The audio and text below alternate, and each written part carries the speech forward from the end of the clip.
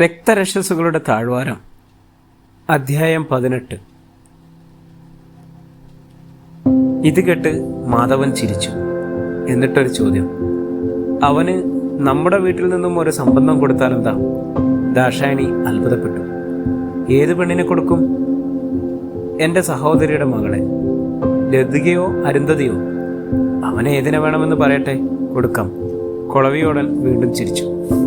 എന്തായാലും കുടുംബം ഇനി ഈ നിലയിൽ അധികകാലം നിലനിൽക്കുകയില്ലെന്നുള്ളത് സത്യമാണ്. ഗുരുസ്വാമി ശിവഗിരിയിൽ കെട്ടിടം വയ്ക്കാൻ കുറച്ച് തേക്കിൻ തടി കൊടുക്കണമെന്ന് പറഞ്ഞപ്പോൾ ആദ്യം കൊടുക്കാമെന്ന് പറയുകയും ഒടുക്കൽ കൊടുക്കാതിരിക്കുകയും ചെയ്ത ആളാണല്ലോ അങ്ങേര്. അന്ന് ഗുരുവിൽ നിന്നും ശാപം ഏറ്റുവാങ്ങിയതിനു ശേഷം പിന്നെ ഗുണം പിടിച്ചിട്ടേയില്ല. അത് നീ പറഞ്ഞത് ശരി. കുടുംബം നശിക്കാൻ അല്ലാതെയും ഒരുപാട് കാര്യങ്ങളുണ്ട്. സാധുക്കളായ ഒരുപാട് പുലയന്മാരെ അടിച്ചു കൊന്നു കുഴിച്ചിട്ട ശേഷം പിടിച്ചു പറിച്ചതാണല്ലോ ചെറുമംഗലത്തിൻ്റെ സ്വത്തിൻ്റെ സിംഹഭാഗവും. അത് എന്നായാലും മുടിഞ്ഞു പോവുക തന്നെ ചെയ്യും. നമ്മൾ അങ്ങനെ വല്ലതും ചെയ്തിട്ടുണ്ടോ? ദാക്ഷായണി ചോദിച്ചു. നമ്മുടെ കുടുംബമുണ്ടായത് 4 തലമുറകൾക്ക് മുമ്പാണ്. ഇതുവരെയും നശിച്ചുപോയില്ലല്ലോ. അത് കൊളവിയോട്ട് ഭഗവതിയുടെയും ഗുരുകാരണന്മാരുടെയും കൃപയും അനുഗ്രഹവും കൊണ്ടാണ്. നമ്മൾ അർഹതയില്ലാത്ത സ്വത്ത് വല്ലതും പിടിച്ചു വെച്ചിട്ടുണ്ടെങ്കിൽ പരദേവതമാർ നമ്മെ സഹായിക്കുമോ? മാധവന്റെ ചോദ്യം. എന്തായാലും കല്യാണത്തിന് നാട്ടിലെ മുഴുവൻ ആളുകളെയും വിളിക്കണം. നമുക്കൊരു മകളല്ലേ ഉള്ളൂ. ദാക്ഷായണിക്ക് മനസ്സിൽ ഒരു ഉത്സവത്തിന്റെ പ്രതീതിയായിരുന്നു. ചാവർക്കോട്ട് ചാനാനെ ക്ഷണിക്കാൻ പോയത് കൊളവിയോട്ട് മാധവന്റെ അളിയൻ ചക്രവാണി ചട്ടമ്പി എന്ന ഒരു വിദ്വാനായിരുന്നു. ചാവർക്കോട്ട് വൈദ്യഭവനത്തിൽ എത്തിയ ചട്ടമ്പി കുറച്ചുനേരം വൈദ്യനെ പ്രതീക്ഷിച്ച് മുറ്റത്തെ കളവരമ്പിലിരുന്നു. കൂടെ ഒരു വൃദ്ധനുമുണ്ടായിരുന്നു. വൃദ്ധനാകട്ടെ ചട്ടമ്പിയുടെ മുമ്പിൽ വളരെ ഭവ്യതയോടെ നടുവും വളച്ച് വായും പൊത്തി അങ്ങനെ നിൽക്കുകയാണ് പതിവുള്ളത്. വൈദ്യൻ രോഗിയെ പരിശോധിക്കുന്നു. ഒരുവൻ പുറത്തേക്ക് വന്നു. ആരാ? എവിടുന്ന് വരുന്നു? ആഗതൻ ആരാഞ്ഞു. ഇദ്ദേഹം ചക്രപാണി ചട്ടമ്പി, സ്ഥലം കടക്കലാണ്. ശേഷക്കാരിയുടെ കല്യാണ ചിങ്ങം 20-നാണ്. ചാനാരെ ക്ഷണിക്കാമെന്നതാണ് വൃദ്ധൻ ആമുഖമായി പറഞ്ഞു. വൈദ്യൻ ഇപ്പോൾ എത്തും, തിണ്ണയിലിരുന്നോളി എന്ന് വൈദ്യസേവകൻ നിർദ്ദേശം നൽകിയിട്ട് അകത്തേക്ക് ഗമിച്ചു. ചക്രപാണി ചട്ടമ്പി ആളത്ര നിസാരപ്പെട്ട പുള്ളിയല്ല. പാവപ്പെട്ടവര് അല്പം ദയാകളവ് കാണിക്കുമെങ്കിലും പണക്കാരോട് ഒരു മർദ്ദവും കാണിക്കാറില്ല. കുറച്ച് സമയം കഴിഞ്ഞാണ് വൈദ്യരെത്തിയത്. ആരാടോ, എന്താ വേണ്ടത് എന്ന ചോദ്യം കേട്ട് ചക്രപാണി ചട്ടമ്പി തലയുയർത്തി വൈദ്യരെ ഒന്ന് നോക്കി. ഇതാണോ ചാവർക്കോട്ട് ചാന്നാൻ എന്ന മറുചോദ്യം ഉന്നയിക്കുകയും ചെയ്തു. എന്താടോ പിറുവിറുക്കുന്നത്? കാര്യം പറയടോ. ഗൗരവം കലർന്ന നിർദ്ദേശം വൈദ്യൻ നൽകുന്നു. ഞാൻ ചക്രപാണി ചട്ടമ്പി, അയാൾ പറഞ്ഞു നിർത്തി. താൻ ഏത് ചട്ടമ്പി ആയാലും വേണ്ടില്ല, വന്ന കാര്യം പറയടോ. എനിക്കിവിടെ വേറെ ജോലിയുണ്ട്. ചക്രവാണി ചട്ടമ്പി വളരെ അവജ്ഞയോടെയാണ് ചാനൻ കണ്ടത്. ചട്ടമ്പി പോലും തിരുവിതാംകൂർ കൊട്ടാരത്തിന്റെ വൈദ്യനായ തന്നോടല്ലേ അവന്റെ ഒരു ചട്ടമ്പി സ്ഥാനത്തിന്റെ വെളിപ്പെടുത്തൽ. ചക്രവാണി കുർബാനം വൈദ്യർക്ക് കൊടുത്തു. എന്നിട്ട് പറഞ്ഞു, വധു എൻ്റെ അനന്തിരവളാണ്. ചിങ്ങം 20-നാണ് വിവാഹം. മുഹൂർത്തം 10:30. ഉടൻ തന്നെ വൈദ്യർ ചക്രവാണിയുടെ മുഖത്ത് സൂക്ഷിച്ചൊന്ന് നോക്കി.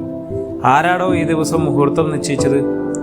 ദിവസം നിശ്ചയിക്കാൻ എൻ്റെ അനുവാദം ചോദിച്ചുവോ? ഞാൻ പറയാതെ കല്യാണത്തിൻ്റെ തീയതി നിശ്ചയിച്ചെങ്കിൽ ഇത് നടക്കാനേ പോണില്ല. ഞാനതിന് സമ്മതിക്കില്ല. മര്യാദയ്ക്ക് പോയി ദിവസം മാറ്റുക. എന്നിട്ട് എനിക്ക് കൂടി സൗകര്യമുള്ള ദിവസവും മുഹൂർത്തവും നിശ്ചയിക്കുക. പോവുക, അദ്ദേഹം ഉഗ്രമായി കൽപ്പിച്ചു. ചക്രവാണിയുടെ നിയന്ത്രണം വിടുമെന്ന് വിചാരിച്ചു വൃദ്ധൻ. പക്ഷേ വളരെ എളിമയാർന്ന സ്വരത്തിൽ ഇങ്ങനെ പറയുന്നതാണ് കേട്ടത്. കല്യാണത്തിൻ്റെ തീയതി നിശ്ചയിച്ചത് അയാളുടെ മകളുടേതല്ലേ വൈദ്യരെ, അല്ലാതെ വൈദ്യരുടെ മകളുടേതല്ലല്ലോ. ഒരാൾക്ക് അയാളുടെ മകളുടെ കല്യാണ തീയതി നിശ്ചയിക്കാനുള്ള അവകാശമില്ലേ? ഇല്ല. നമ്മുടെ സമുദായക്കാർ എങ്ങനെ ജീവിക്കണമെന്നും അവരുടെ ഭവനങ്ങളിൽ എങ്ങനെ ചടങ്ങുകൾ നടത്തണമെന്നും തീരുമാനിക്കേണ്ടത് ചാന്നാനാണ്. അത് രാജാധികാരികൾ ചുമതലപ്പെടുത്തിയിട്ടുള്ളതാണ്. ഈ അധികാരം നിലനിർത്തുന്നതിന് വേണ്ടി വർഷം തോറും നല്ലൊരു തുക ഞാൻ രാജഭണ്ഡാരത്തിൽ അടയ്ക്കുന്നുമുണ്ട്.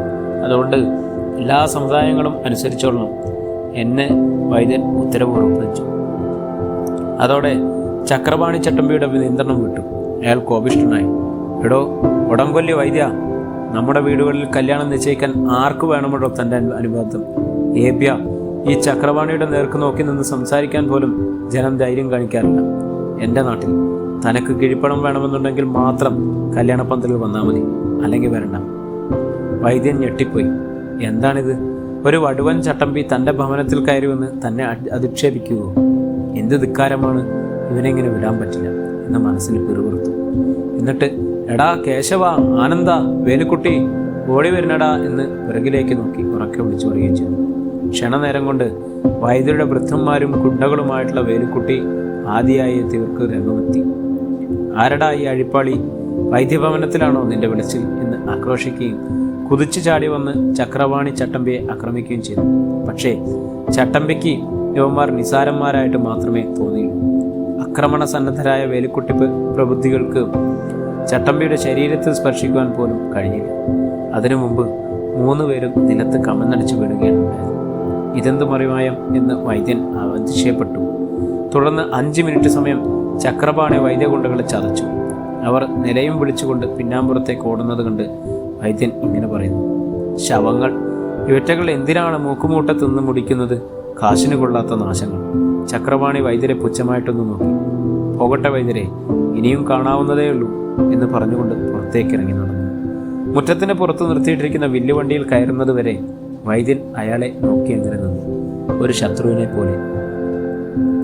കടുംകട്ടിയായ ജാതി സമ്പ്രദായങ്ങളും ആചാരങ്ങളും കൈവിട്ടു പോയാൽ ചാനാൻ പിന്നെ എങ്ങനെയാണ് മറ്റുള്ളവരെ അടക്കി ഭരിക്കുക?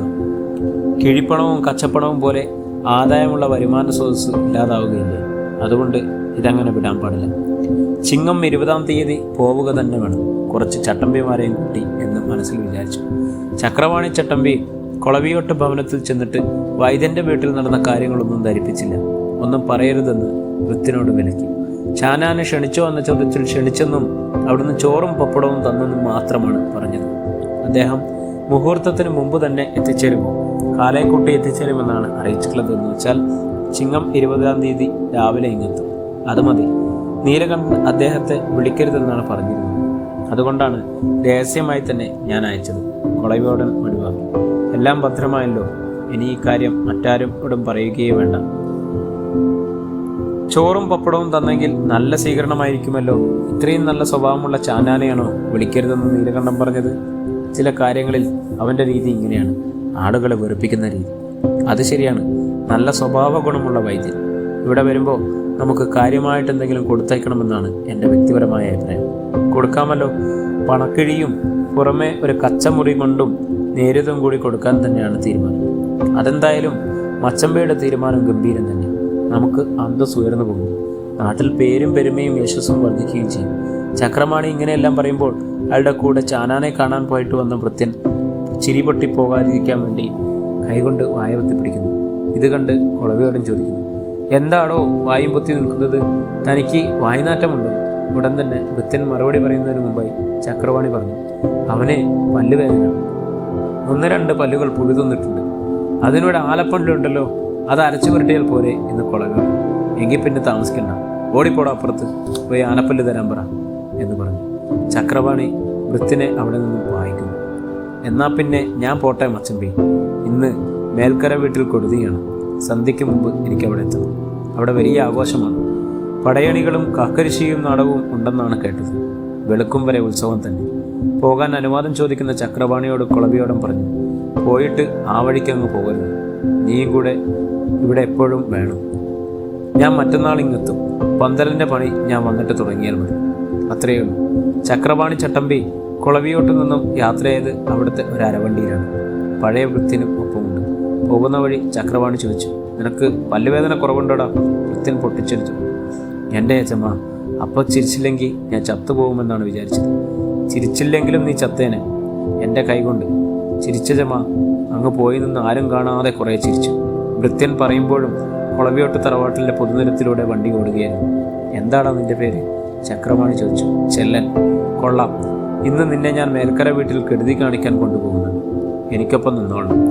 ഞാൻ ചില നമ്പറുകൾ കാണിക്കും, പേടിക്കരുത്. ഇല്ല, ഞാൻ നിന്നോളാം. ചെല്ലൻ സമ്മതിച്ചു.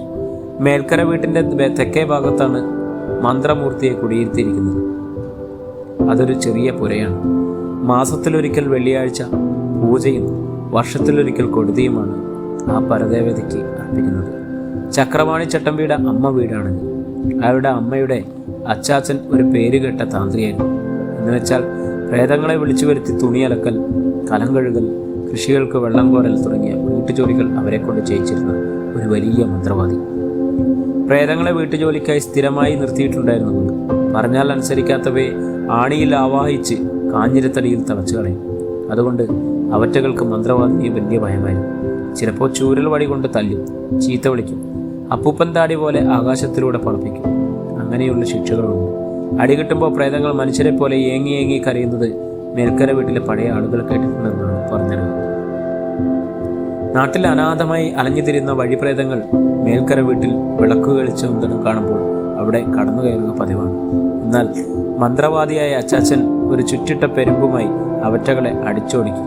പ്രേതങ്ങൾ നിലവിളിച്ചുകൊണ്ട് എടുത്തു ചാടി ഓടും. അച്ചാച്ചൻ ചൂരലുമായി പിന്നാലെ.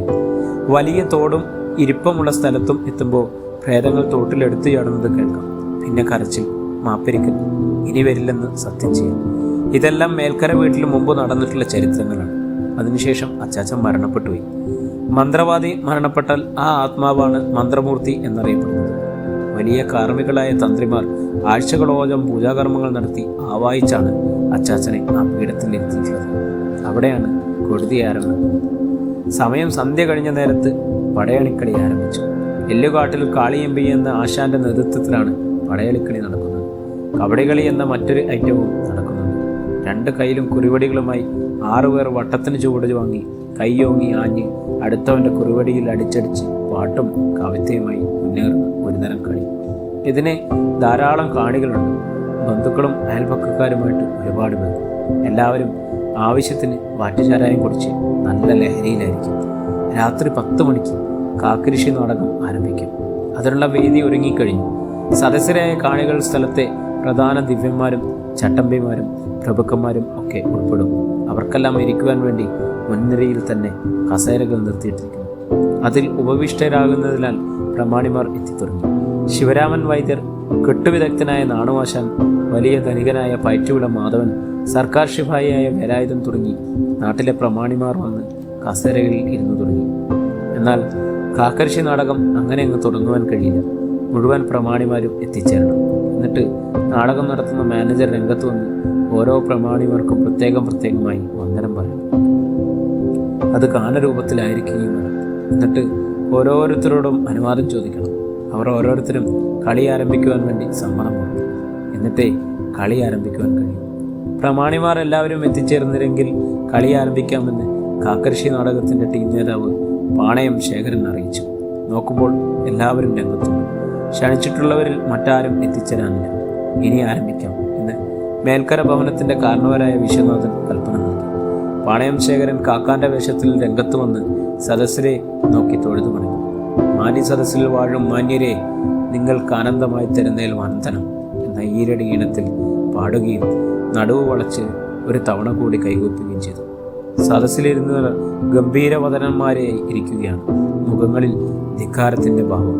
ഇനി വ്യക്തിപരമായി ഓരോരുത്തരെയും ക്രമമനുസരിച്ച് സ്തുതിക്കണം. കാക്കാൻ ഓരോ പ്രമാണിമാരുടെയും മുഖത്ത് എളിമയോടെ വീക്ഷിക്കുന്നു. എന്നിട്ട് വന്ദനം പറയുന്നു. പയറ്റുവിള മാധവൻ വാദ്യാർക്ക് വന്ദനം, ചെണ്ടക്കാരൻ നാണുമാഷാന് വന്ദനം, മേടയിൽ വേലായുധൻ സാറിന് വന്ദനം, പറയാട്ട് ഗോവിന്ദൻ തമ്പ്രാനും വന്ദനം, എട്ടിവ ഗംഗാധരൻ ചാനാർക്ക് വന്ദനം, നാട്ടിലെ എല്ലാ മാന്യർക്കും വന്ദനം എന്നിങ്ങനെ കവിത ചെല്ലുന്ന രീതിയിൽ കാക്കാൻ വന്ദനം ഗാനം പാടിത്തുടങ്ങി. തുടർന്ന് കാക്കാത്തിയുടെ രംഗത്ത് വരുന്നു. ഇരുവരും തമ്മിൽ ചോദ്യവും ഉത്തരവും പോലെ പാട്ടും പാടിയുള്ള കളി ആരംഭിക്കുകയും ചെയ്തു. പ്രമാണിമാർ ഓരോരുത്തരും മാത്രമല്ല, നാട്ടുകാരും കുടുംബാംഗങ്ങളുമായി പല സ്ഥലങ്ങളിലായിരുന്ന് രംഗം വീക്ഷിക്കുകയാണ്. സമയം ഏകദേശം അരമണിക്കൂർ നീണ്ടുപോയി. അന്തരീക്ഷത്തിൽ മഞ്ഞ് വ്യാപിച്ചു തുടങ്ങിയിരിക്കുന്നു. ആകാശത്തിൽ അർദ്ധചന്ദ്രനും നക്ഷത്രങ്ങളും തെളിഞ്ഞു നിൽക്കുകയാണ്.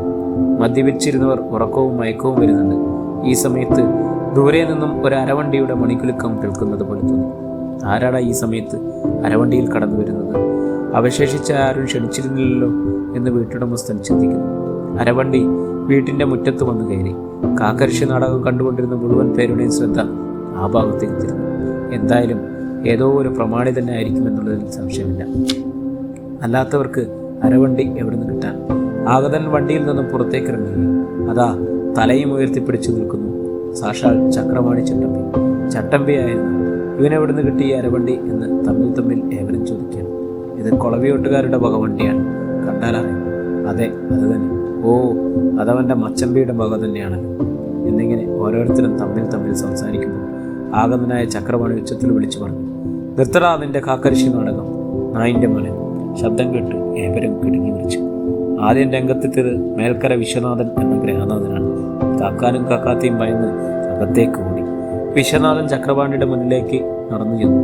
അത് പറയാൻ നീ ആര് എന്നുള്ള ആദ്യത്തെ ചോദ്യം. അത് നിന്റെ തന്ത എന്ന ചക്രപാണിയുടെ മറുപടി. രംഗമാകെ പിരിമുറുക്കത്തിലായി. വിശ്വനാഥൻ ആകെ അവഹേളിതനാവുകയാണ്. അയാൾക്ക് എന്തു മറുപടി പറയണമെന്ന് നിശ്ചയമില്ലാതെ സ്വന്തം ഭവനത്തിൽ ഒരക്രമി കയറി വന്ന് ഇപ്രകാരം അതിക്രമം കാണിച്ച് ആരും മിണ്ടുന്നത് പോലും. നീ നല്ലൊരു ദിവസമായിട്ട് ഇതൊക്കെ അലങ്കോലപ്പെടുത്താനാണോ കയറി വന്നത് എന്നയാൾ വീണ്ടും ചോദിച്ചു. അത് ചോദിക്കാൻ നിനക്കെന്തിരികാരം? ഇതെൻ്റെ തള്ളവകയാണ്. ഇവിടെ എന്തു നടത്തണമെന്ന് തീരുമാനിക്കുന്നത് ഞാനാണ്. ഇത് ഞാൻ പല നാളുകൊണ്ട് പറഞ്ഞിട്ടും താൻ വകവച്ചിട്ടില്ല. എൻ്റെ അമ്മയുടെ സ്വത്ത് അനുഭവിക്കേണ്ടത് ഞാനാണ്, അല്ലാതെ താനല്ല. തനിക്ക് മര്യാദയുണ്ടെങ്കിൽ ഈ വീട്ടിൽ നിന്നും ഇറങ്ങുകയാണ് വേണ്ടത്. അല്ലാത്ത പക്ഷം ഞാൻ ചവിട്ടിയിറക്കും. ഇത് ചക്രപാണിയാണ് പറയുന്നത്, അയാൾ ഗർജിച്ചു. അവിടെ കൊടുതിയുമായി ബന്ധപ്പെട്ട് വന്നവർ അടുത്തുകൂടി. ചിലർ ഇരുട്ടിലേക്ക് നടന്നു മറിയുകയും ചെയ്തു. ചക്രപാണി അവിടെ തറഞ്ഞു നിർത്തി. ആരും പോകരുത്, ഇതിനൊരു പരിഹാരം കണ്ടിട്ട് വേണം പോകുന്നത്. ഇയാൾ കൈയടക്കി വെച്ച് അനുഭവിക്കുന്ന ഈ സ്വത്ത് എൻ്റെ അമ്മയ്ക്ക് കൂടിയുള്ളതാണ്. അത് പകുത്തു കിട്ടണം. അതില്ലാത്ത പക്ഷം ആരെയും ഞാൻ വിടുന്നു. പ്രമാണിമാർ ചിലർ ഇതിനിടയിൽ പ്രശ്നത്തിലിടപെട്ടു. എന്താടോ വിശ്വനാഥ, അവൻ്റെ അമ്മ മരിച്ച് ഇത്രയും കാലമായിട്ടും അവരുടെ ഓഹരി കൊടുക്കാത്തത്? ഇതാര് കേട്ടാലും പന്തിയല്ലല്ലോ എന്ന് മാധവൻ മാധ്യർ പറഞ്ഞു. കൊടുത്തിട്ടുണ്ട് സാർ. നെടുമൺപുരത്ത് 2 ഏക്കർ ഭൂമിയും 5 പറ കണ്ടവും അവനല്ലേ കൈകാര്യം ചെയ്യുന്നത്. എന്താ അതുപോലെ? അത് തൻ്റെ തന്തയ്ക്ക് കൊണ്ടുകൊടു. എനിക്കത് വേണ്ട. വേണ്ടാതിനും പറയരുത്. ചക്രപാണി വീണ്ടും ഗർജിച്ചു. മാധവൻ സാർ വീണ്ടും ഇടപെട്ടു. എടാ പൊടിയാ, അവൻ നിന്റെ കാരണവനല്ലേ, ഇങ്ങനെയൊക്കെ സംസാരിക്കാമോ? സ്വത്തിൻ്റെ കാര്യം നമുക്ക് മധ്യസ്ഥരെ വെച്ച് സംസാരിക്കുന്നതല്ലേ ഉള്ളൂ. ഈ ഒരു നല്ല ചടങ്ങ് നടക്കുന്ന സന്ദർഭമാണോ ഇങ്ങനെ വഴക്കുണ്ടാക്കാൻ പറ്റിയത്? ഇതെന്നല്ല, ഒരു ചടങ്ങും ഇവിടെ ഇനി നടക്കാൻ ഈ ചക്രപാണി അനുവദിക്കില്ല. എൻ്റെ അമ്മയുടെ വകസ്ഥലത്ത് സ്ഥിതി ചെയ്യുന്ന ഈ മന്ത്രമൂർത്തി പീഠത്തിൽ ഒരു വിശേഷം നടക്കുമ്പോൾ എന്നെ അറിയിക്കാതെയാണോ നടത്തേണ്ടത്? മര്യാദയുണ്ടോ ഇയാൾക്ക്? അത് നിങ്ങൾ പറയണം. ഇത് കേട്ട് മാധവൻ സാർ ശബ്ദനായിരുന്നു. എന്തായാലും തൽക്കാലം നീ പ്രശ്നമുണ്ടാക്കരുത്. നിന്റെ ഓഹരി ഞാൻ ഇടപെട്ട് വാങ്ങിച്ചു തരാം. ഇവൻ ഇവിടെ ഈ ചടങ്ങ് നടത്തിക്കൊണ്ടേ. അതിൻ്റെ വല്യപ്പൂപ്പനുള്ള ആത്മാവിന് വേണ്ടിയുള്ളതല്ലേ? അത് ശരി തന്നെ. മാധവൻ സാർ പറയുന്ന കാര്യം ഞാൻ അനുസരിക്കുകയും ചെയ്യും. അയാൾ എനിക്കുള്ള പിഴ അടയ്ക്കട്ടെ. പിഴയോ? മാധവൻ സാർ സംശയിക്കട്ടെ. അതെ, പിഴ തന്നെ. എന്നെ ഈ ചടങ്ങിൽ ക്ഷണിക്കാതിരുന്നതിൻ്റെ പിഴ 10 രൂപ. അതെനിക്ക് കിട്ടണം. ചക്രപാണി ക്ഷണിച്ചു. 10 രൂപയോ? വിശ്വനാഥൻ പരിഹാസപൂർവ്വം ആരായിരുന്നു. അന്തേ 10 കേട്ടിട്ടില്ലേ? 10 രൂപ. അതും ചില്ലറയായോ നോട്ടായോ കിട്ടിയാൽ മതി. എങ്കിലേ ഈ ചടങ്ങുകൾ ഇവിടെ ഇനി നടക്കും, അയാൾ തീർത്തു പറഞ്ഞു. മാധവൻ സാർ വിശ്വനാഥനെ തിരിഞ്ഞു നോക്കി. എന്നിട്ട് പറഞ്ഞു, താൻ 10 രൂപ അവന് കൊടു. നീ മറ്റൊന്നും പറയണ്ട. വിശ്വനാഥൻ ഒന്നറച്ചു നിന്നു. എങ്കിലും നാട്യപ്രമാണിമാരുടെ മുന്നിൽ താൻ വെറുക്കപ്പെട്ടവനായി തീരുമോ എന്ന് ഭയന്നിട്ടിടവാം അയാൾ അകത്തുപോയി ഭാര്യയുമായി കൂടിയാലോചിച്ചിട്ട് 10 രൂപയുമായി എത്തി. മാധവൻ സാർ മുഖേനയാണ് ചക്രപാണി പണം കൈപ്പറ്റിയത്. പണവുമായി തിരികെ പോകുന്നതിന് മുമ്പ് അയാൾ കാക്കർഷി നാടകക്കാരനായ പാണയം ശേഖരനെ വിളിച്ചു വരുത്തി. എന്നിട്ട് പറഞ്ഞു, എന്നെ വന്ദിച്ചുകൊണ്ട് ഒരു പാട്ട് പാടണം, ഞാനൊന്ന് കേൾക്കട്ടെ. ശരി തമ്പ്ര എന്ന് പറഞ്ഞുകൊണ്ട് അയാളിങ്ങനെ പാട്ടി. മേലെ വീട്ടിൽ ചക്രപാണി ചട്ടമ്പിക്കും വന്ദനം 2 തവണ പാടിയിട്ട് ഒന്ന് വണങ്ങി. എന്നിട്ട് ചോദിച്ചു, അടിയൻ ഈ പരിപാടിയൊന്ന് നടത്തിക്കോട്ടെ തമ്പ്ര? ശരി, നടത്തിക്കോ. പക്ഷേ ഇന്നിവിടെ കളിക്കാൻ വന്നാലും ആദ്യം വന്ദനം പറയേണ്ടത് എനിക്കാണ്, ഈ ചക്രപാണിക്ക്. മനസ്സിലായോ? എല്ലാം മനസ്സിലായി. ചക്രപാണി അരവണ്ടിയിൽ കയറി അവിടെ നിന്നും തിരിച്ചു പോരുന്നു. അയാൾ പോയി കഴിഞ്ഞു എന്ന് ബോധ്യമായപ്പോൾ രഘുവരൻ എന്ന വിദ്വാൻ സഭയിൽ ആളാവാൻ വേണ്ടി ഇങ്ങനെ പലതും തുടങ്ങി. അവനാര്? ആ എരതൂറി നല്ല ചതപ്പ് കൊടുത്ത് വിടേണ്ടതായിരുന്നു. ഇത്രയും ആളുകൾ കളിക്കാനിരിക്കുമ്പോഴല്ലേ അവൻ്റെ ഒരു പുളുത്തൽ നാടകം ഏപ്യൻ. ഇത് അവൻ പോകുന്നതിന് മുമ്പേ നീ പറയാത്തത്? അവനെ നിനക്കെങ്ങ് ചലക്കായിരുന്നല്ലോ എന്ന് കരുണാകരൻ ചോദിച്ചു. എന്നോടാരും പറഞ്ഞില്ല. പറഞ്ഞിരുന്നെങ്കിൽ ഞാൻ അവനെ ശരിപ്പെടുത്തേനെ. എന്നാലിനി പോയി പറയട്ട അവനോട്. അവൻ താഴെ ചെമ്പകത്തറയിൽ നിൽക്കുന്നുണ്ട്. കൊടുതി കഴിഞ്ഞിട്ടേ അവൻ പോകും. ഇത് കേട്ട് രഘുവരൻ ഒന്ന് പിടിച്ചു. അമ്പരപ്പോടെ കരുണാകരൻ്റെ മുഖത്തേക്ക് നോക്കുകയും ചെയ്തു. അതൊന്നും വേണ്ട, ഞാൻ വെറുതെ പറഞ്ഞല്ലേ. രഘുവരൻ്റെ മുഖം പാടി. ആളുകൾ കൂട്ടച്ചിരി വരുത്തി. ചക്രപാണി പോയ വഴിക്ക് തന്നെ പോയി. കൊളവിയോട്ട ഭവനത്തിലെ വിവാഹ ദിവസം അടുത്തു വരികയാണ്. ഒരുക്കങ്ങൾ തകൃതിയായിട്ട് നടക്കുന്നു. പന്തലിൻ്റെ പണി പൂർത്തിയായി കഴിഞ്ഞു. സദ്യവട്ടത്തിനുള്ള അരിയും പച്ചരിയും പച്ചക്കറി സാധനങ്ങളും റെഡിയാണ്. അടപ്രഥമനു വേണ്ടി വണ്ടിയിൽ നിന്നും ശർക്കര ഇറക്കി സ്റ്റോക്ക് ചെയ്തിട്ടുണ്ട്. നാളികേരം പൊതിച്ച് വാരിക്കൂട്ടിയിരിക്കുന്നു. സദ്യ തയ്യാറാക്കുന്നവർ കാലേക്കൂട്ടി കൊളവിയോട്ട് വന്ന് തമ്പടിക്കുകയാണ്. അലക്കുകാരൻ തങ്കപ്പനാണ് പന്തലിന് വിധാനിക്കാനുള്ള തുണി കൊണ്ടുവന്നിട്ടുള്ളത്. പരിശ്രമത്തിനായി ബന്ധുക്കളും പരിസരവാസികളും തറവാട്ടിൽ ക്യാമ്പ് ചെയ്തെടുത്തത് തുടങ്ങിയിട്ടുണ്ട്. ആകെ കൂടി ഒരു ഉത്സവത്തിൻ്റെ പ്രതീതിയാണ് കുളവിയോട്ട് തറവാട്ടിൽ സംജാതമായിട്ടുള്ളത്. ഇനി 3 ദിവസങ്ങൾ മാത്രമേ അവശേഷിക്കുന്നുള്ളൂ. എന്നുവെച്ചാൽ ചിങ്ങമാസം 17-ാം തീയതി രാവിലെ 10 മണി സമയം ശ്രീനാരായണ ധർമ്മപരിപാലന യോഗത്തിൽ ശാഖാപ്രവർത്തകരായ ഭാസ്കരൻ വൈദ്യനും അയണമൂട്ടിൽ പത്മനാഭനും കൂടി കുളവിയോട്ട് ഭവനത്തിലെത്തി. കുളവിയോടൻ അവരെ സ്വീകരിച്ച് തെക്കേ തളത്തിലെത്തി. സംഭാരവും ഉപ്പേരിയും ഭക്ഷിച്ചുകൊണ്ടിരിച്ചപ്പോൾ ഭാസ്കരൻ വൈദ്യർ ഇപ്രകാരം പറഞ്ഞു: എവിടെപ്പോ ഈ കല്യാണത്തിന് ഒരു പ്രശ്നമുണ്ടല്ലോ കുളവിയോടാണ്. എന്താ വൈദ്യരെ? കുളവിയോടൻ ആകാംക്ഷയോട് ചോദിച്ചു. ഈ കല്യാണം നടക്കുന്നതിന് നമ്മുടെ ചാനാനെതിരാണ്. പാരിപ്പള്ളിയിലെ ചാവർക്കോട്ട് ചാനാനാണല്ലോ നമ്മുടെ ഈ മേഖലയിലെ മംഗളകർമ്മങ്ങൾ നടത്തുന്നതിനുള്ള അധികാരപ്പെട്ടയാൾ. അദ്ദേഹം പറയുന്നത് പോലെ മാത്രമല്ലേ നമുക്ക് പ്രവർത്തിക്കാൻ പറ്റൂ? വൈദ്യൻ കാര്യം പറഞ്ഞു. എനിക്കൊന്നും മനസ്സിലാവുന്നില്ല. പാരിപ്പള്ളി ചാനാൻ എൻ്റെ വീട്ടിലൊരു മംഗളകർമ്മത്തിന് തടസ്സം നിൽക്കാൻ ഞാനെന്തോ തെറ്റാണ് അദ്ദേഹത്തോട് ചെയ്തത്? കുളവിയോടിന് ആകാംക്ഷയും. തെറ്റോ? ഇതിൽ കൂടുതൽ എന്ത് തെറ്റ് ചെയ്യാൻ? എന്തിൽ കൂടുതൽ? കൊള്ളാം. ഇപ്പോൾ കുളവിയോടൊന്നും അറിഞ്ഞില്ലല്ലേ? ആ ചക്രപാണി നിങ്ങളോടൊന്നും വന്ന് പറഞ്ഞില്ലേ? ഇല്ല, ഞാനൊന്നും അറിഞ്ഞില്ല വൈദ്യരെ. അവനൊന്നും എന്നോട് പറഞ്ഞില്ല. പാരിപ്പള്ളി ചാനാനെ ക്ഷണിക്കാൻ കത്ത് കൊടുത്താണ് അവനെ വിട്ടത്. ക്ഷണിച്ചതായും കല്യാണ ദിവസം രാവിലെ തന്നെ എത്തിച്ചേരാമെന്ന് അദ്ദേഹം പറഞ്ഞതായിട്ടുമാണ് എന്നെ ധരിപ്പിച്ചത്. വൈദ്യരുടെ ഭവനത്തിൽ നിന്നും ചോറും പപ്പടവും കൊടുത്തതായും പറഞ്ഞു. അല്ലാതെ എനിക്കൊന്നും അറിയില്ല, കുളവിയോടൻ വെളിപ്പെടുത്തി. എന്നാൽ അതൊന്നും ശരിയല്ല. വാസ്തവം മറ്റൊന്നാണ്. തൻ്റെ അളിയനായ ചക്രവാണി ചാവർക്കോട്ട് വൈദ്യരുടെ ഭവനത്തിൽ ചെന്ന് ഇല്ലാത്ത കുട്ടീശ്വരമെല്ലാം ഉണ്ടാക്കിയെന്നാണ്. എന്നിട്ടാണ് തിരിച്ചു വന്നത്. ആദ്യം വൈദ്യരോട് കയർക്കുകയും അനുസരണയില്ലാതെ പെരുമാറുകയും ചെയ്തു. അതിനെ ചോദ്യം ചെയ്ത വൈദ്യരെ ഭീഷണിപ്പെടുത്തി. ഇത് കേട്ടുകൊണ്ടുവന്ന വൈദ്യരുടെ ബാല്യക്കാരെ പൊതിരെ തല്ലി. അവരിലൊരുത്തിൻ്റെ കൈ ഒടിഞ്ഞിട്ടുണ്ട്. ഇതൊക്കെയാണ് അവനവിടെ ചെയ്തു കൂട്ടിയത്. എന്നിട്ടാണ് ഒന്നും അറിയാത്ത പോലെ അരവണ്ടിയിൽ കയറി സ്ഥലം വിട്ടത്. അയണിമൂട്ടിൽ പത്മനാഭൻ്റെ വെളിപ്പെടുത്തൽ കേട്ട് കുളവിയോടൻ വല്ലാത്തൊരു പ്രതിസന്ധിയിലായി. എന്തായാലും ഇത്തരത്തിലൊരു പ്രവൃത്തി അവൻ്റെ ഭാഗത്തുനിന്ന് പ്രതീക്ഷിച്ചതേയില്ല. വിവരമില്ലാത്തവൻ. കുളവിയോടൻ രോഷം കൂട്ടു. എന്നിട്ട് ഒരു വൃത്തനെ വിളിച്ചിട്ട് ഇങ്ങനെ കൽപ്പിക്കുന്നു: നീ പോയി ആ ചക്രവാണി എവിടെയുണ്ടെങ്കിലും കണ്ടിട്ട് ഇവിടെ വരാൻ പറ. അവൻ്റെ ചട്ടമ്പിസ്ഥാനം ഇന്നത്തോടെ തീർത്തു കൊടുത്തേക്കാം. ഓ അമ്പ്ര എന്ന് പറഞ്ഞുകൊണ്ട് വൃത്തൻ പോകാൻ ഭാവിച്ചപ്പോൾ അവിടേക്ക് കയറി വന്ന നീലകണ്ഠൻ അവനെ വിലക്കി. അവനിപ്പോൾ പോകണ്ട, എല്ലാവരും നീലകണ്ഠൻ. അതെന്ത് എന്നയച്ച് കുളവിയോട്. ചക്രപാണി കുറ്റമൊന്നും ചെയ്തിട്ടില്ല. കുറ്റം ചെയ്തത് ചാനാനാണ്. ചാനാൻ കുറ്റം ചെയ്യുകയോ? സമുദായ നേതാവാണ് അദ്ദേഹം. നീലകണ്ഠൻ അദ്ദേഹത്തിനെക്കുറിച്ച് അങ്ങനെ പറയരുത് എന്ന് ഭാസ്കരൻ വൈദ്യരൻ ആവലാതിയോടെ പറയുകയും നീലകണ്ഠനെ അത്ഭുതത്തോടെ നോക്കുകയും ചെയ്തു. ചാനാൻ സാമുദായിക നേതാവായിരിക്കാം, പക്ഷേ മര്യാദ വേണം. കല്യാണം പോലുള്ള ചടങ്ങുകൾ ക്ഷണിക്കാൻ ചെല്ലുന്ന സമുദായാംഗങ്ങളോട് മാന്യമായി പെരുമാറേണ്ടത് അദ്ദേഹത്തിൻ്റെ ചുമതലയാണ്. അതുണ്ടായില്ലെങ്കിൽ ചെല്ലുന്നവൾ ചിലപ്പോൾ പ്രതികരിച്ചിരുന്നിരിക്കും. നീലകണ്ഠൻ മറുപടി പറഞ്ഞു. പാരിപ്പള്ളി ചാനാൻ ആളൊരു മുൻകോപിയാണ്, പക്ഷേ ആള് വലിയവനാണ്. അത് നമ്മൾ മനസ്സിലാക്കണ്ടേ? വൈദ്യൻ വീണ്ടും പ്രസ്താവിക്കും. മുൻഭോഗം എന്നത് അദ്ദേഹത്തിൻ്റെ മാത്രം കുത്തകയാണ് വൈദ്യരെ. ഇങ്ങനെയുള്ള ആളുകളെയാണോ സമുദായ നേതാവാക്കേണ്ടത്? അത് മഹാരാജാവ് കൽപ്പിച്ചു കൊടുത്ത അധികാരമാണ്. നമ്മൾ വിചാരിക്കുന്ന പോലെ നിസ്സാരമല്ല. മഹാരാജാവ് പറഞ്ഞതാണോ ഇങ്ങനെ മാന്യതയില്ലാതെ ആളുകളോട് പെരുമാറാൻ?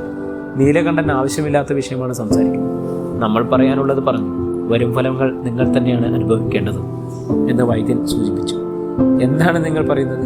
ഈ മംഗളനർമ്മം കടത്താൻ പറ്റില്ലെന്നാണ് ചോദിച്ചത് കുളവിയോട്. അത് തന്നെ എന്ന് പത്മനാഭൻ മറുപടി പറഞ്ഞു. കുളവിയോട് നിശബ്ദനായി. അത് നടക്കാത്ത കാര്യം.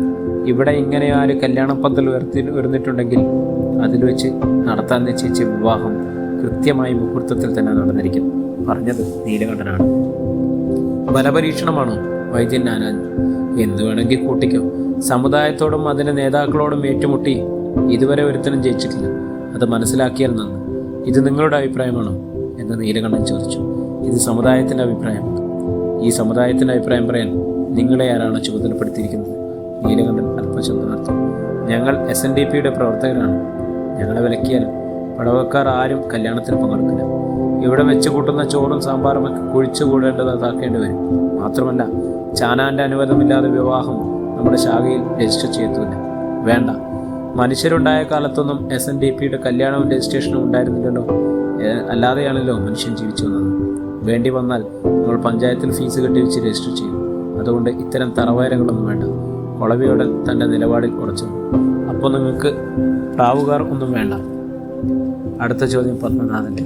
ഈ നാട്ടിൽ താമസിക്കുന്ന ആളുകൾ ഏത് ജാതി മതത്തിൽപ്പെട്ടവരായാലും കൊളവിയോട്ട് ഭവനത്തിൽ കല്യാണത്തിൽ പങ്കെടുക്കും. അല്ലെങ്കിൽ നിങ്ങൾ നോക്കിക്കോ. എന്നാൽ നമുക്ക് പരീക്ഷിച്ച് നോക്കാം. ഭാസ്കരൻ വൈദ്യനും അയണിമുടരും അവിടെ നിന്ന് എഴുന്നേറ്റു. ഇരുവരും മുറ്റത്തേക്കിറങ്ങി. കല്യാണ വീടായതുകൊണ്ട് ജോലിക്കാരും പരിശ്രമക്കാരും ധാരാളമുണ്ടായിരുന്നു. പലരും ഇവിടെ നടന്ന് സംപ്രേഷണം ശ്രമിക്കുകയുണ്ടായി. ഇതോടെ വിഷയം നാട്ടിലാകെ കാട്ടുതീ പോലെ പടർന്നു. കൊളവിയോടൻ്റെ വീട്ടിലെ കല്യാണം പാരിപ്പണ്ണി ചാനാൻ തടഞ്ഞിരിക്കുകയാണ്. ചക്രപാണിയും സംഘവും ചാനാനെ തല്ലിയെത്തി. അതാണ് കാരണം. ആളുകൾ സംസാരിച്ചു തുടങ്ങി. പക്ഷെ കൊളവിയോടനെ പോലെ ഒരു പ്രമാണിയുടെ വീട്ടിലെ വിവാഹം ചാനാൻ വിചാരിച്ചാൽ തടയാൻ പറ്റും. കൊളവിയോടൻ വലിയ സമ്പന്നനാണ്. ഇത് കാര്യം വരെ. നമ്മുടെ ചെറുമംഗലത്ത് നാരായണന്റെ ബന്ധുവാണല്ലോ SNDP പ്രസിഡന്റ് ഭാസ്കരൻ വൈദ്യൻ. അയാളാണ് ചാനാനെ കൊളവിയോടനെതിരെ തിരിച്ചുവിട്ടിരിക്കുന്നത്. കുടുംബ വൈരാഗ്യമാണ് കാരണം. ഓ, അതാണ് കാരണം. പക്ഷെ കൊളവിയോടനാണ് കളിക്കുന്നത്. നീലകണ്ഠനും പൂവാങ്കുളത്തും ഗോവിന്ദനും അടങ്ങുന്ന ഒരു സംഘം കൊളവിയോടനൊപ്പമുണ്ട്. പോരാത്തനായി മരുമകനായി വരാൻ പോകുന്നത് ഈച്ചടി മാസ്റ്ററുടെ മകൻ വീരഭദ്രനാണ്. വിളച്ചിൽ കാണിക്കാനൊന്നും അവർ സമ്മതിക്കത്തില്ല. എന്തായാലും കല്യാണ ദിവസം രാവിലെ തന്നെ നമുക്കവിടെ എത്തണം. സംഭവം നേരിട്ട് കാണാമല്ലോ. ആളുകൾ ആവേശത്തിലായി. നന്ദഗോപൻ എന്ന ചാരൻ കല്യാണത്തിന്റെ തലേദിവസം രാത്രി ഒരു വലിയ അട്ടിമറിക്ക് വേണ്ടി ഒരാളിനെ അവിടെ പറഞ്ഞയച്ചു. പേര് താമരാക്ഷൻ. പാചകത്തിൽ സഹായിയായി അയാൾ അവിടെ കൂടിയിട്ട് പിറ്റേ ദിവസം ഭക്ഷണത്തിൽ വിഷം കലർത്തുക എന്നുള്ളതാണ് താമരാക്ഷന്റെ ജോലി. അതിനുവേണ്ടി ഒരു പൊതി അടിമുന്തിയിൽ തിരികെ വെച്ചിട്ടുണ്ട്. ഇനി ഏത് നിമിഷവും ഒരു കൊടും കൊലപാതകം നടക്കുകയെന്ന് ചെയ്യും. എല്ലാവരുടെയും കണ്ണുവെട്ടിച്ച് വേണം സാമ്പാറിൽ വിഷപ്പിടി വിതറേണ്ടത്. അതിനുവേണ്ടി താമരാക്ഷൻ പാചകപ്പുരയിൽ കറങ്ങി നടക്കുന്നുണ്ട്. പക്ഷേ പാചകക്കാർ സദാ ജാഗരൂകനാണ്. അപകടം വല്ലതും സംഘടിപ്പിക്കാൻ ഏതെങ്കിലും കുബുദ്ധികൾ പരിശ്രമിച്ചേക്കുമെന്ന കണക്കുകൂട്ടൽ നീലകണ്ഠനുണ്ട്. അതുകൊണ്ട് തന്നെ ഭക്ഷണ സാധനങ്ങൾ പാകം ചെയ്യുന്നിടത്ത് നീലകണ്ഠന്റെ സജീവ ശ്രദ്ധയേണ്ടതാണ്. ഈ താമരാക്ഷൻ എന്ന ആശാരിപ്പയ്യൻ തടിക്കണി പണിക്ക് പോകാതെ ഇപ്പോൾ പാചകം പഠിക്കാനാണ് പോകുന്നത് എന്ന് ഒരു അലാഹം നീലകണ്ഠനുണ്ടായി. എങ്കിലും അവനെ അത്ര ഗവനിച്ചില്ല. എന്നാൽ രാത്രി 10 മണി കഴിഞ്ഞ നേരത്ത് ഒരു മനുഷ്യൻ അവിടെ എത്തിച്ചേരുകയും നീലകണ്ഠനെ കണ്ട് ചെവിയിൽ എന്തോ അടക്കം പറയുകയും അത് കേട്ട് അയാൾ ഞെട്ടുകയും ചെയ്യുന്ന സംഭവം ഉണ്ടായിരിക്കുന്നു. നീ പൊയ്ക്കോ എന്ന് ആഗതനോട് പറഞ്ഞിട്ട് നീലകണ്ഠൻ ഒരു പയ്യനെ ചക്രവാണിയുടെ അടുക്കലേക്ക് അയക്കുന്നു. ചക്രവാണി ക്ഷിപ്രഗതിയിൽ അവിടെ എത്തിച്ചേരുന്നു. സംഗതി എന്തോ ഗൗരവമുള്ള വിഷയമാണെന്ന് ചക്രവാണിക്കും മനസ്സിലായി. എത്രയും ക്ഷണത്തിൽ നീലകണ്ഠൻ ചക്രവാണിയിലേക്ക് വിവരം പകർന്നു കൊടുക്കും. ചക്രവാണി അതീവ രഹസ്യമായി താമരാക്ഷന്റെ അടുത്തെത്തുന്നു. താമരാക്ഷന്റെ ഉള്ളിൽ ആകെ ഒരു പതർച്ച പ്രകടമായിട്ടുണ്ട്. താമരാക്ഷ, അയാൾ വിളിച്ചു. താമരാക്ഷൻ ചക്രവാണിയെ തുറച്ചു നോക്കുന്നു. നീ വല്ലതും കഴിച്ചായിരുന്നു എന്ന ചോദ്യമാണ് ചക്രവാണി ആദ്യം ചോദിച്ചത്. കഴിച്ചില്ല, അയാൾ പറയുന്നു. എങ്കിൽ എന്നോടൊപ്പം വാ. വേണ്ട, ഞാൻ പിന്നെ കഴിച്ചോളാം.